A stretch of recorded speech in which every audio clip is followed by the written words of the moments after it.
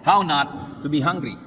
Alam na alam ng marami yung himala ng Panginoong Jesus na nakapagpakain ng 5,000 lalaki at karagdagan pa mga babae at bata doon sa isang lugar na walang makain ng mga tao na sumunod sa Kanya para lang makinig. Kasunod nun, ang ibang tao ay naiba na ang pagtingin kay Jesus. Sa halip na spiritual food na lamang ang kanilang hinahabol, nung makatikim silang mapakain, nung tunay na material na tinapay, yung iba ayon na lang lagi ang hinabol-habol at hinangad-hangad. Juan 6:25 hanggang 27. Nang makita nila si Jesus sa ibayo ng lawa, siya'y tinanong nila, "Guro, kailan pa kayo rito?" Sumagot si Jesus, "Pakatandaan ninyo, hinahanap niyo ako, hindi dahil sa mga himalang nakita niyo, kundi dahil nakakain kayo ng tinapay at nabusog. Huwag ang pagkain nasisira ang inyong pagsikapang kamtan, kundi ang pagkain hindi nasisira at nagbibigay ng buhay na walang hanggan." So hinanap-hanap ng mga tao si Jesus at yung iba na yung kanilang agenda. Ang gusto nila magkaroon ng libreng tanghalian. So the people looked for Jesus, but for the wrong reason. And what was the reason? Bread, physical food, physical appetite. Jesus taught them, however, not to be materialistic, not to be food crazy, not to be short-sighted.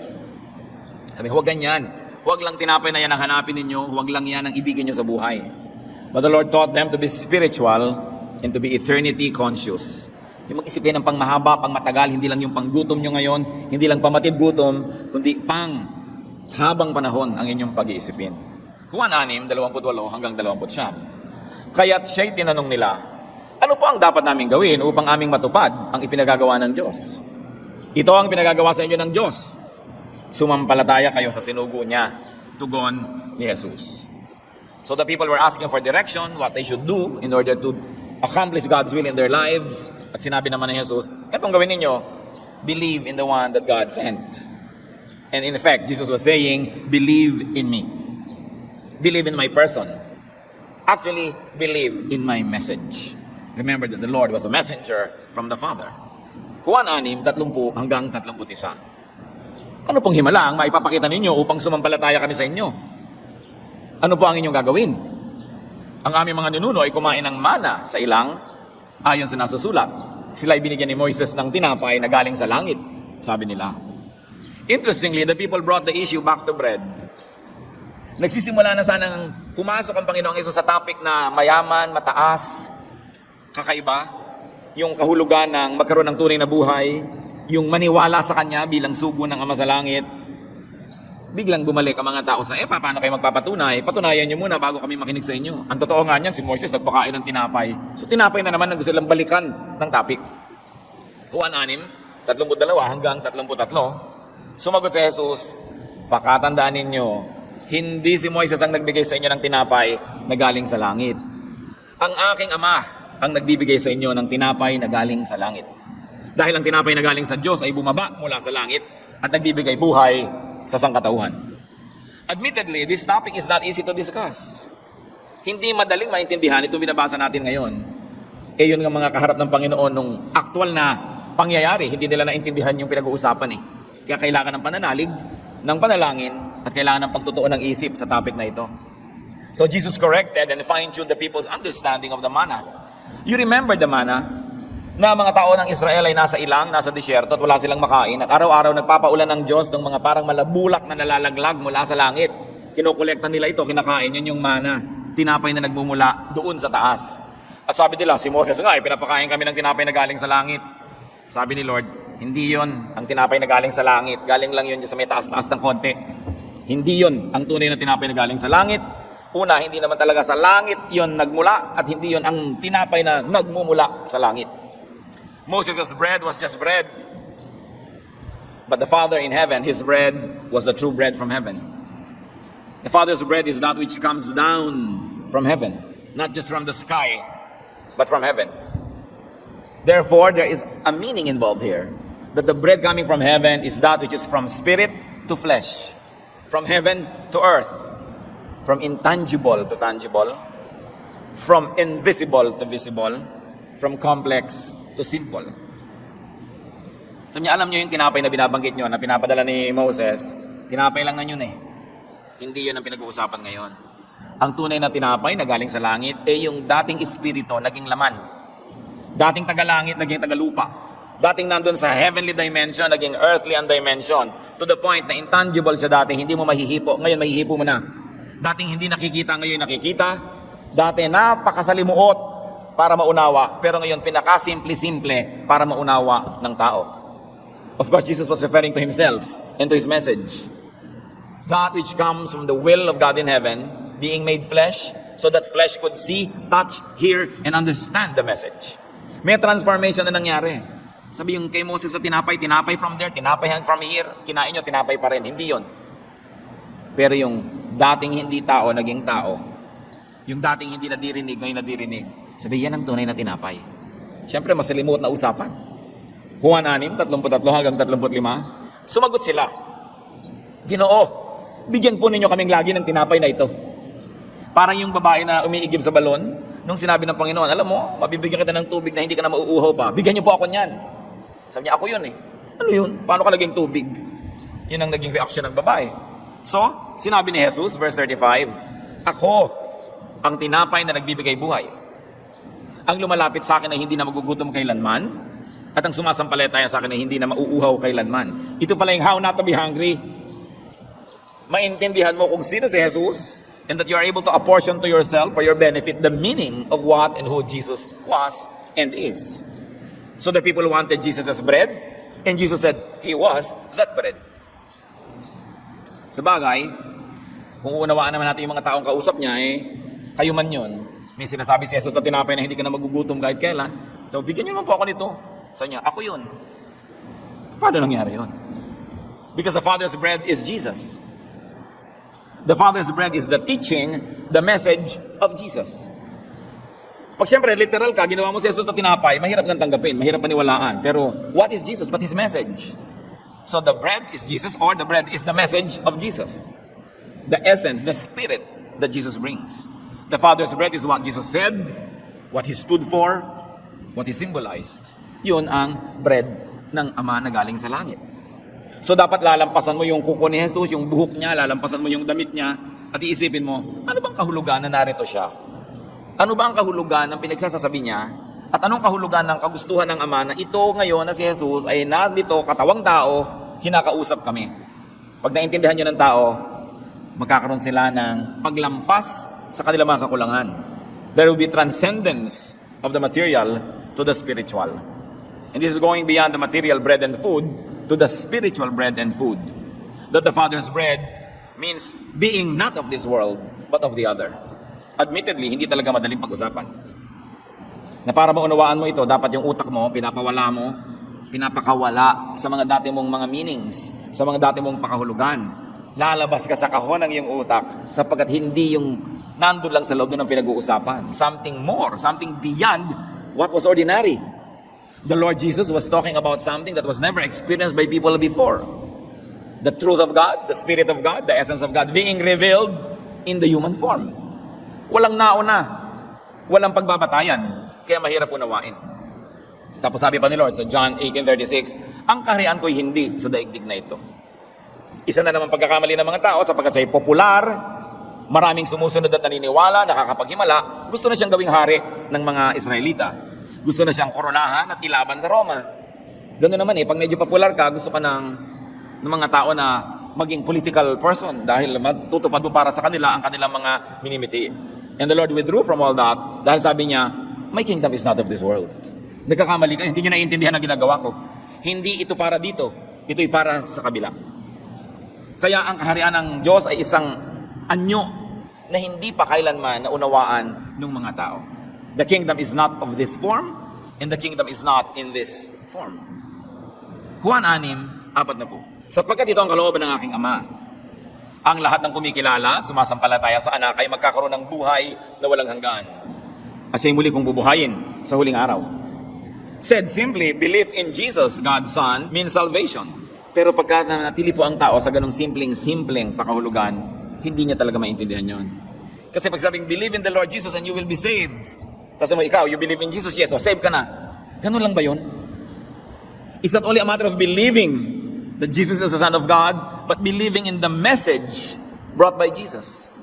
Believing in the message personified by Jesus. and it brings eternal life. There is an oversimplification that happens in religious teaching. Pumikit ka, magsisi ka na yung kasalanan, itaas mo ang iyong kamay, tanggapin mo ang Diyos, tuwing, ligtas ka na. Pwedeng mangyari yun kung lubos na naunawa ng tao yung kahulugan ng ginawa niya. Kung naiintindihan niya yung mensahe ni Jesus. Sapagkat the medium is the message. The messenger is the message. Jesus is the message. So pag naniwala ka doon sa kanya na nandyan siya, pero hindi mo naman naiintindihan yung message niya, kalahati pa lang yung paniniwala mo noon. Wala pa yun, di pa yung buo. Kaya magtataka ka, maraming mga tao, tigmak pa ng luha, umiiyak-iyak, kumikisay-kisay pa nung tinanggap si Jesus. Tapos 3 buwan, 5 buwan na, wala naman nangyari. 10 taon, makasungit pa rin. 15 taon, 3 pa rin ang kirida. Wala naman talaga nangyari. Kasi hindi naman naunawaan kung anong ibig sabihin na tanggapin si Jesus. Marami kasi mga evangelists na pinapadali, pumikit po kayo, A, accept that you're a sinner, B, believe in Christ, C, confess Christ, at ligtas na kayo. Well, that formula really is true. But it is true only if you understand what it means deeply. This is an oversimplification of a very complex truth. No? So hindi naintindihan ng mga tao yung nangyayari na, ewan ko kung naiintindihan nyo na ngayon, pinag-uusapan natin. No? Kung sabi nyo, ano ba itong pinag-uusapan natin? Eh, hindi kayo nag-iisa dahil yung mga kausap niya, hindi rin naintindihan. Juan 6, 41 hanggang 43. Nagbulong-bulong nga ng mga Hudyo dahil sa sinabi niyang, ako ang tinapay na bumaba mula sa langit. Sinabi nila, hindi ba ito si Jesus, anak ni Jose? Kilala natin ang kanyang ama't ina, hindi ba? Paano niya masasabi ngayong bumaba ako mula sa langit? Kaya sinabi ni Jesus, tigilan ninyo ang inyong bulong-bulungan. Sabi, ano pinagsasasabi niya? Kung meron sa inyo kakalapit, ano pinagsasabi ni Pastor Ed? Hindi ko maintindihan. Kasama kayo sa club na ito. Ano ba ito pinag-uusapan natin? Hindi natin maintindihan. No? Sabi niya, paano siya naging tinapay? Paano siya bumaba sa langit? Hindi ba pinanganak yan ganito at ganyan? Alam natin yon. Dahil talinghaga na ang takbo ng usapan ni Jesus, yung mga tao nandito pa rin sa mababang antas. Hindi na niya sinasabing tunay akong tinapay na nakita niyo, tatatatan, bumababa mula sa langit. No? Wala naman talagang ganun. Ibig niya sabihin, yung ideya pa lang, ngayon totoo na. Yung guni-guni pa lang noon, ngayon eto, flesh and blood. May paglilipat ng katotohanan mula sa invisible to visible. So sabi, mula sa langit, patungo sa lupa. Hindi naman necessarily galing sa taas sa mga ulap, pababa para manggaling sa langit, patungo sa lupa eh. Kasi alam naman natin na yung planeta ay bilog, kung taga-Australia ka, edi yung langit nasa baba ng nasa taga-Canada, di ba? So hindi talaga yung taas-baba ang pinag-uusapan, but from one dimension of reality to another. The people once again brought down the discussion to earthly levels because they said, kilala natin ang mga magulang niya, hindi siya galing sa langit. Juan 6, 46 hanggang 48. Hindi ito nangangahulugang may nakakita na sama. Ang nagmula sa Diyos, ang tanging nakakita sama. Pakatandaan ninyo, ang sumasampalataya sa akin ay may buhay na walang hanggan. Ako nga ang tinapay na nagbibigay buhay. Sabi niya, ang nakakakita lang sama ay yung nagmula sama. Pero mga kapatid, you must remember na ang tao ay galing sama. So dapat lahat ng tao nakakakita sama. Dahil sama naman galing lahat ng tao. Ang Diyos ang lumikha sa tao. Pero ano nangyari? Ano naging ministry ni Jesus? Sapagkat sa tagal ng panahon, ang tao ay nabulag na, hindi na nila nakikita ang Ama. Sila ay napuno na lang ng relihiyon, nabawasan ng tunay na espiritualidad, hindi na nila naiintindihan ang dapat maintindihan. At yan ang misyon ni Jesus, para buksan muli ang mata ng mga tao, to make God visible, to make God audible and tangible through Him and through His message. To help people therefore become born again. So that they may transcend their former level of existence and they may go up to a higher level of existence so that they will see higher things. At yun ang tinatawag na born again experience. Once more, hindi lang kasimple yun, na pumikit ka, itaas mo yung kamay, born again ka na. Yung magkaroon ka ng bagong mata para makita mo yung dating invisible sa'yo. Magkaroon ka ng bagong tainga na madidig mo yung dating hindi nadidinig at nauunawa ng tainga mo. Ma-appreciate mo yung mga tungkol sa Diyos na dating hindi mo na-appreciate, naiinis ka pa nga, nahihirapan. Pero pag nasabi mo ng God, how wonderful is your law. Tama ka talaga, nahigpitan ng mga tao. Tama talaga na isa lang dapat ang asawa ko. Tama ka talaga na dapat ganito at gano'n. Abay, naiba na yung pananaw mo dahil may mga nagpopotes pa nga nung ang higpit naman ng Diyos. Kailangan mo ng bagong mata. And this is the born-again experience. It's not just a religious experience that happens in 2 or 3 minutes. It's a process whereby you change the way you look at reality. Kumbaga may mga takipang yung mata dating madidilim na salamin, unti-unting nawawala yon hanggang nakakakita ka ng malinaw. Sinasabi sa Corinthians, now we see in the mirror dimly, but then we will see face to face. Mas lumilinaw, mas gumaganda.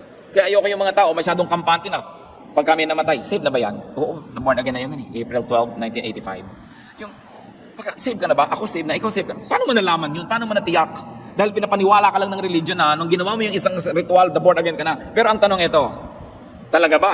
Were you changed from glory to glory? Because that's what happens with people of God. They are changed from glory to glory. Now, do you see the Bible more clearly than you did 10 years ago, 15 years ago? Now, do you have more longing for God than you did before? Kadalasan nga iba, nalalamig pa habang tumatagal eh.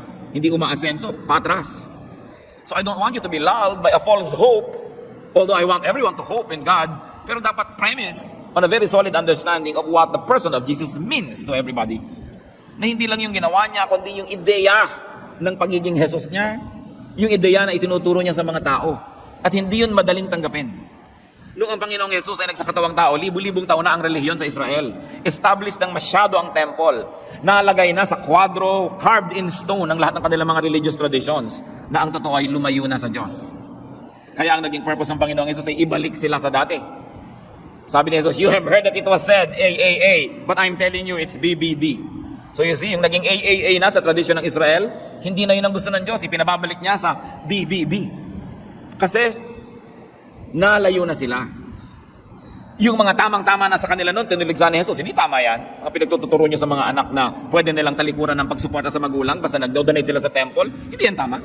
Pero naging uso na yun noon. So ibinabalik ng Panginoong Jesus doon sa basic spirituality yung mga tao. Kaya sabi niya, kailangan na isang himala. Kailangan na yung buong ideya na kalooban ng Diyos, maging tao, maging flesh, madinig, makita. Sapagkat ang layo na ng utak ng tao sa spiritual na bagay. So to be born again is not something you do. It is something that happens to you. One time and then progressively. Dapat umaasenso because God changes us from glory to glory. Now I don't want you to be needlessly worried about your salvation. But ang point is, do something so that you will continue to grow in the Lord and you will see that indeed you have been born again. Kasi pagka ipinanganak ka, lalaki, magmamature. Hindi pwedeng nabonsai ka na dyan. Hindi pwedeng 5-year-old Christian ka na, ang utak mo pa pang 1-year-old Christian. 20-year-old Christian ka na, pang 5-year-old Christian. Hindi ganun yun. Dapat nag-grow. And Jesus was effectively saying, you haven't seen and you cannot see God because you are limited by your material composition, by your materialism, and by your focus. Therefore, you've got to be more spiritual. So, huwag na kayo magpako ng pagtingin sa tinapay na kinakain, ibang tinapay ng pinag-uusapan, sabi niya. Ginamit lang ni Jesus yung issue ng tinapay para maging springboard, maging pinto, para makarating doon sa ibang tinapay na dapat pag-usapan.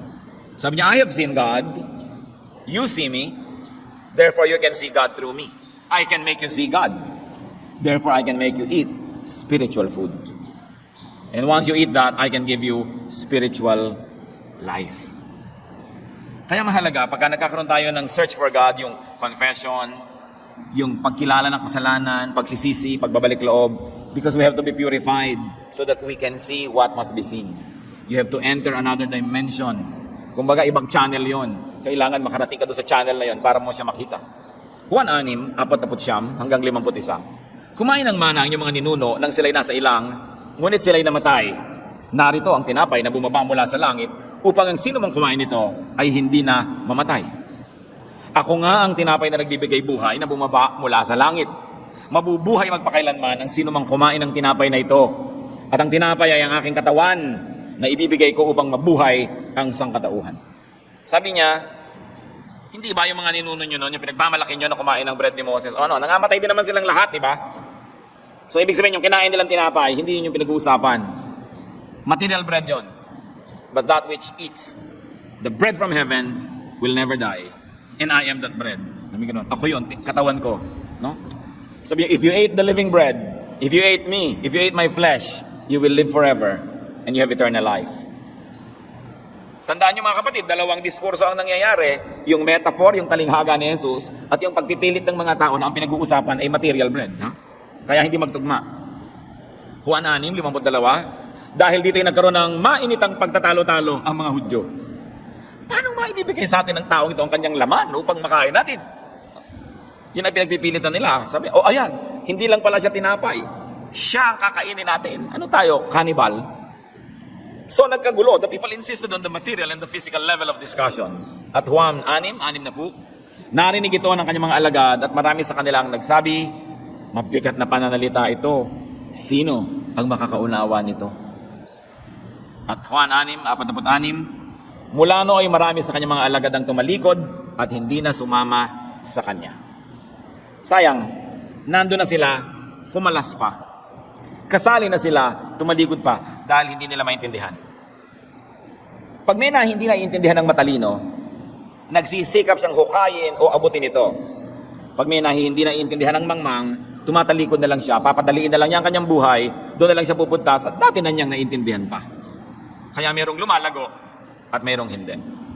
Many disciples left Jesus. Why did they leave Jesus? Because all they wanted was easy, traditional teaching. Hindi nga naman tinuturo sa mga templo yung mga tinatinapay issue na yan. Madali doon, dalhin mo yung baka, dalhin mo yung kambing, dalhin mo yung ibon, ihain mo, mag-donate ka, magdasal ka ng konti, tapos ay religion mo, okay ka na. So ito, pinag-uusapan na ito ng mga tinatinapay, nag-alisan sila. No? Ayaw nila nang hindi nila maintindihan. Sadly, this still happens today. People want Moses. People want traditional thinking. People only want traditional theology. Jesus was taking them out of old religious boxes and frames. Nung nilikha ng Diyos ang tao, nagbigay siya ng mga kautusan, mga turo, pagdating ng panahon na si Jesus ay naglalakad sa balat ng lupa, naiba na nang naiba yung mga turo na yon. There was accretion, there was a lot of editing, there was a lot of transformation that happened in the teachings. Because human beings sat at the top of these organizations.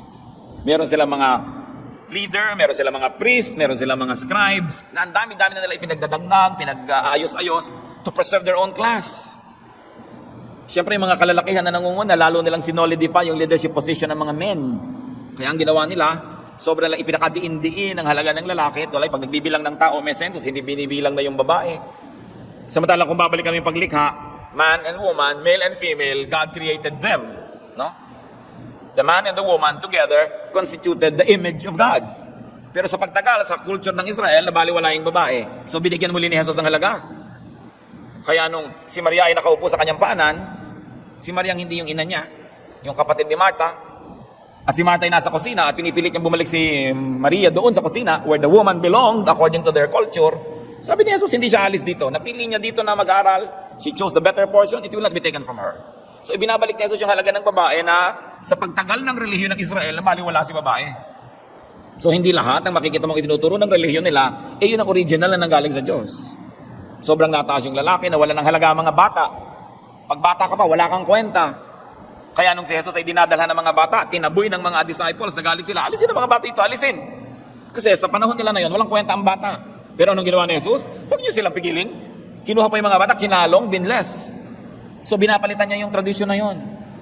Yung sobrang pagpapahalaga sa mayayaman, at saka sa mga taga-templo at mga religious leaders, iniba rin niya. Kaya nung nagpunta siya doon sa Jericho, saan siya nagpunta? Sa bahay ni Zacchaeus, isang chief tax collector. Hindi siya nagpunta sa bahay ng priest, hindi siya nagpunta sa bahay ng scribe, na insulto yung mga religious leaders. At pupunta-punta siya dito, tapos sa bahay ng makasalanan siya pumupunta. At nakita nyo ang pagpapawalang halaga ng relihiyon ng Israel noon sa mga babaeng nagkasala, papatayin, babatuhin, tapos yung lalaking kaulayaw, hindi babatuhin. Diba? A woman was caught in adultery and she was going to be stoned to death. And then the Lord said, bakit? Sinong walang kasalanan? Maunang bumato? Walang nangahas. Ba't ito lang babatuhin yung lalaki? Hindi. No? So once more, pinapahalagahan ng Panginoon yung babae. Kaya ang dami-daming babae sa ministry niya. Mga bata, binigyan niya ng halaga. Pagkatapos yung mga latak ng lipunan, mga makasalanan, mga tax collector, hindi yun binabati ng mga pare. Hindi yun tinitingnan ng mga religious leaders. Sila yung mga kalat lang dyan sa kalye. Pero doon, nakikipaghapunan ng Panginoon, doon siya nakihalubilo, doon siya nakisalamuha. Kaya ang tawag sa kanya ng mga religious leader, friend of sinners and tax collectors. Do you follow what I'm trying to say, church? That Jesus was trying to bring the people back to spirituality, away from just religiosity. Because the religious systems, their culture woven around the religious system, had already departed away from the basic tenets of spirituality. So the Lord was bringing them back. Kaya nagalit sila eh. Nagalit yung mga nasa power structure, yung mga leader, yung mga nakikinabang sa ganung sistema, dahil maiiba. Kaya maraming galit sa kanya. Hindi siya lagi nagpapahalaga sa mga mayayaman. Hindi katulad ng araw na, pag ikaw yung mayaman, ikaw na agad lagi yung leader. Ikaw na agad yung sikat. So binibigyan niya ng importansya yung maliliit na tao. Kasi ganoon naman talaga dapat, mayaman at mahirap, importante yan. Pero naiba na noong panahon niya. Ngayon, heto mga kapatid. Yung panahon ni Jesus, almost 2,000 years ago na yun. Imagine niyo kung ano na rin ang nangyari sa relihiyon mula 2,000 years ago hanggang ngayon. Marami na rin mga pagligaw, pagliko, pagdagdag, pag-alis na idinagdag ang simbahan sa pananalig. That's why every generation, or probably every 200 years, Christian generations must reform. They must go back to the basic tenets of the faith. Because as the years pass, the church leadership, the traditions, the demands of politics, the demands of culture and economy may change and alter the message of the church. Kaya kailangan nire-review mo rin ng ating mga alituntunin, ng ating mga standards ngayong panahon na ito, ating mga practices. Yan ba talaga ang gusto ni Jesus? Kung ba tinawag na Christian ministry, Christian church, yan ang gusto ni Jesus? O may mga pagkakaligaw-ligaw na rin nangyayari. Sapagkat nagre-react ang church sa politics, sa economics, no? Sa mga nangyayari sa lipunan. So dapat laging ibinabalik yan. Hindi natatakot ang tao na tanungin ang mga naka-establish na monumento ng kanyang panahon. You must not be afraid to engage the icons of your age because the truth will always prevail. Kailangan nire-review, pati ang ginagawa ng church. Ang Protestant Church, nagsimula yung Reformation, 16th century.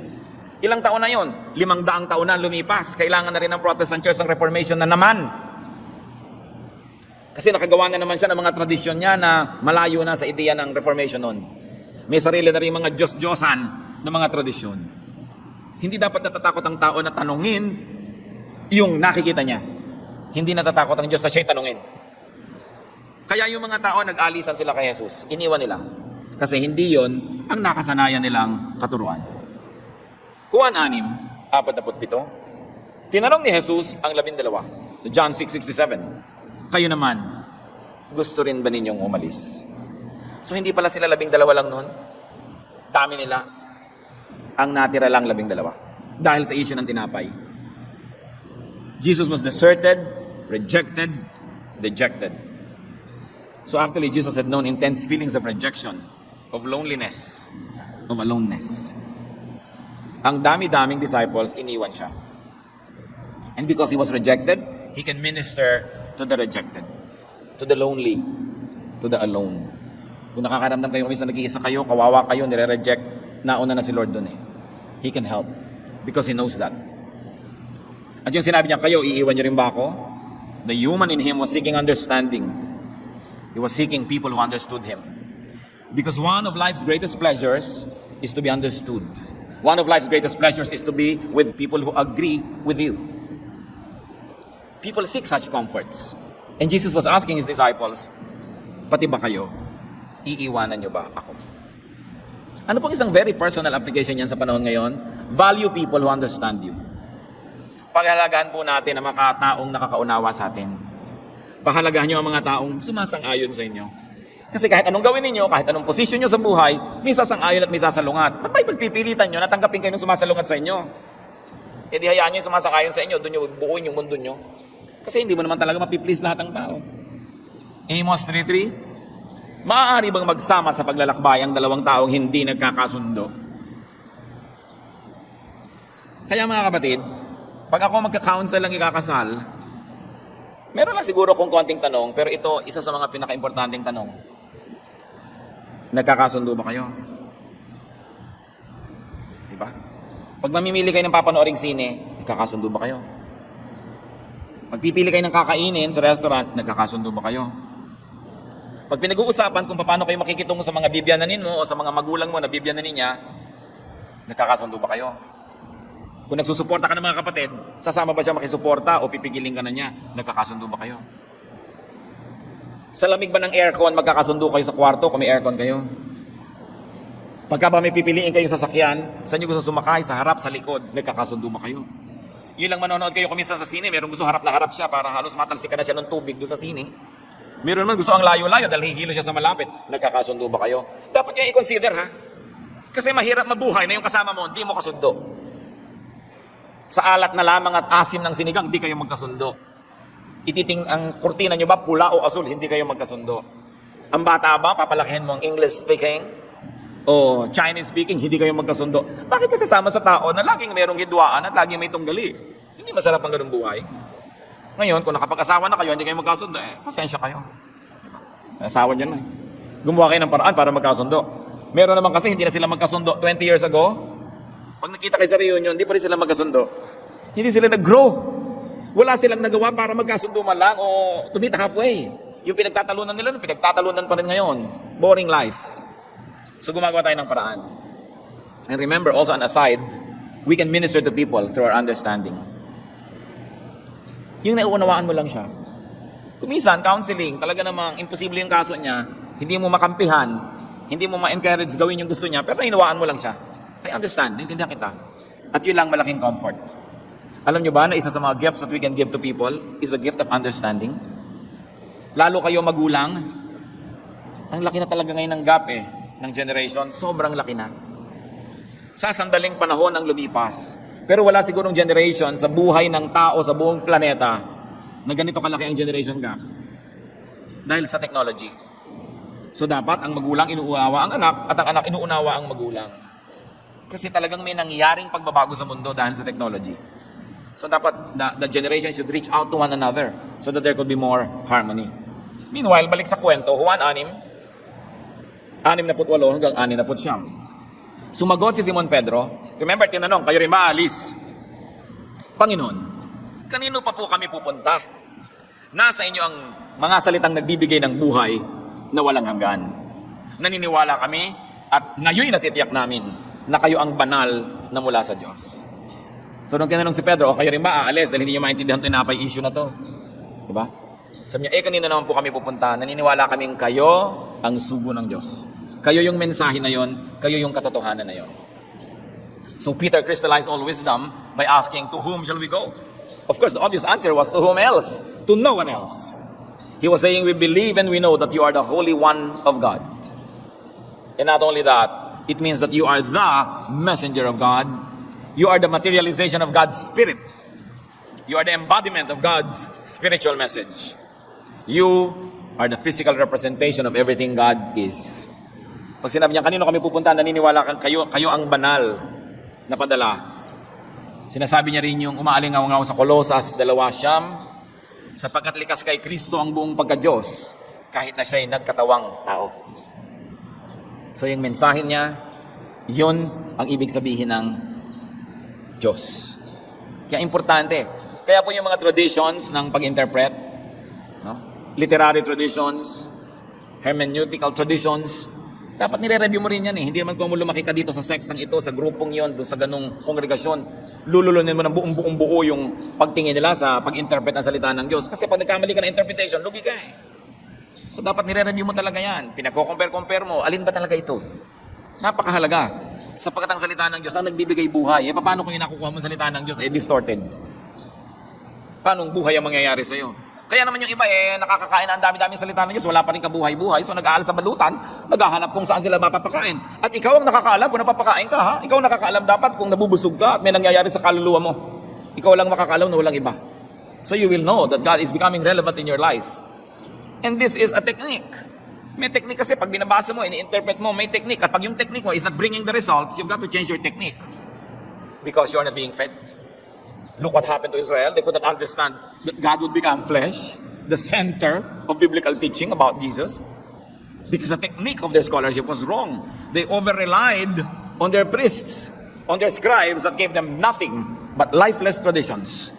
Hindi lumulukso ang espiritu nila, hindi lumulundag yung kanilang kaluluwa. Wala silang nararamdamang apoy sa kanilang dibdib kahit nagsasalita yung mga speaker nila. Kaya nung marinig nila kay John the Baptist, nung marinig kay Jesus, kahit nasa gubat, kahit nasa ilang, nasa disyerto, punta sila sapagkat nararamdaman nila na napapakain sila ng buhay na tinapay galing sa langit. Kayo makakaalam nun kung napapakain kayo o hindi. Kaya mga iba, ayoko na yan, mahirap. Umalis na lang, pinadali ang buhay nila. Maraming ganun pinapadali. Kung nabubuhay ka, nabubuhay ang espiritu mo sa pakikinig sa ganung messages, ang layo-layo naman, nasa ano pa? Ilang kilometro, dito na lang ko sa amin, malapit. Ganon din yan, salita din yan ng Diyos. Dapat ka kasi maghanap buhay. Dapat gumawa ka ng paraan na yung kinakain mo, buhay. Diba, kahit nga kumakain ka ng salad, fresh salad, buhay pa yun. Buhay pa yung prutas, buhay pa yung gulay, nabubuhay ka. Kakain ka ng corned beef, 5 taon ng patay ang baka. Naisip niyo ba yun, nakalagay expiration 5 years later? Kailan namatay ang baka? So kumakain ka, 5 taon ng patay ang bakang ito. Ngayon ko palang kakainin, so bakit ka nga hindi magkaka-cancer nun? Kakakain mo ng sobrang patay na. So pati yung Word of God, dapat yung kinakain mo, buhay na buhay, nagtatatalon. Alam mo may nangyayari sa'yo kasi fresh. And only the Spirit will be able to tell it. Nothing else and no one else. So needless to say, only a few stayed with Jesus. Baka tuloy magalit sa akin ng mga corned beef companies. Pero isipin nyo rin yun, kumakain kayo halimbawa ng mga ganyan, di ba? Ang tagal-tagal ng patay ng karne. So you're eating dead carcass. Anyway, nag-alisan yung maraming tao. Konti lang natira. But Jesus' main mission was to give spiritual food. What can we learn from those who sought Jesus and stayed with Him? Prioritize your spiritual growth. Para ka naman pumunta kay Jesus, maraming tinawid yung mga tao noon. Ayun lang yung synagogue sa tabi nila, nilalampasan pa nila. Ayun yung temple, hindi sila doon umaattend. Pumupunta sila doon sa mga ilang, sa mga disyerto. Gumagawa sila ng paraan. Hindi sila kontento na the same old story na lang pinapakain sa kanilang religion. Wala naman silang maramdamang buhay na espiritu sa kanilang dibdib. So stick with Jesus. There are moments and it will be difficult. No? Marcos 8:34. Pinalapit ni Jesus sa mga tao at ang kanyang mga alagad at sinabi sa kanila, ang sino mang nagnanais sumunod sa akin ay kinakailangang itakwil niya ang kanyang sarili. Pasanin ang kanyang krus at sumunod sa akin. Usual interpretation natin dito at application sa pagtatakwil sa sarili, huwag kang kumain na masarap, magdamit ka at magbihis sa para kang bangkay, i-donate mo ang lahat sa church, pigilin mo lahat ang nadadama ng iyong katawan, masama yan, magagalit ang Diyos. Yan ang usual na kahulugan ng mga tao sa itakwil ang sarili. Deny yourself, sabi ni Jesus, and follow me.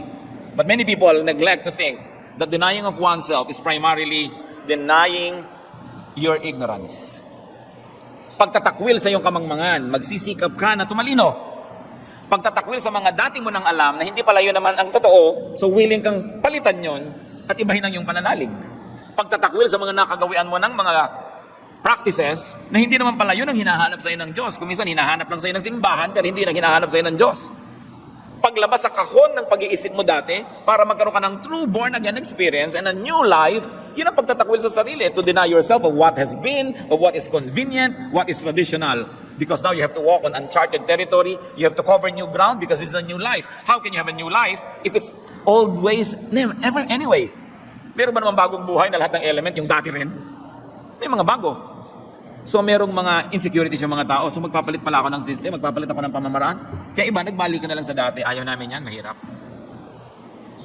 So to deny yourself is not only to deny yourself of pleasure, of good things. Because God naman wants you to have good things.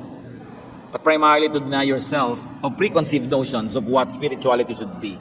To be willing to be changed by the words of Jesus. So itakwil lang sarili. To be transcendent, to be more spiritual. To be transformed from glory to glory. So follow Jesus not only to Calvary and in sacrifice, but to follow Him in spiritual development, to follow Him in spiritual metamorphosis.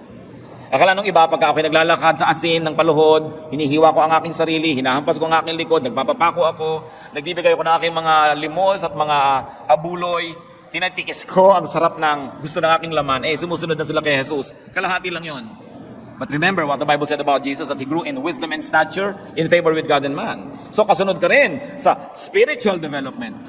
Yung nasasabi mong, when I was a child, I thought like a child, I reasoned like a child, now that I'm a man, I'm not childish anymore.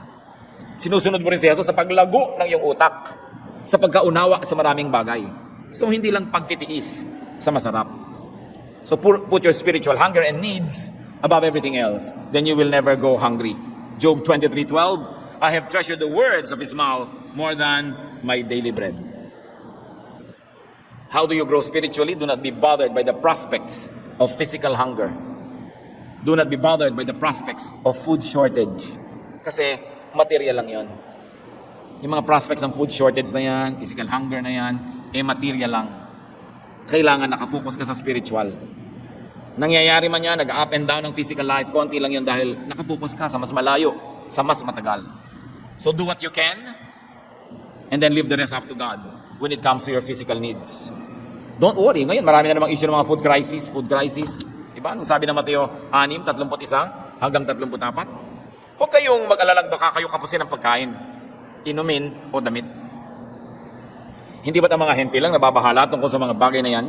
Alam na ng inyong Ama na nasa langit na kailangan ninyo ang lahat ng yan. Ngunit higit sa lahat, ay pagsikapan ninyo na kayo pagharian ng Diyos at mamuhay ng ayon sa kanyang kalooban. at ibibigay niya sa inyo ang lahat ng inyong pangangailangan.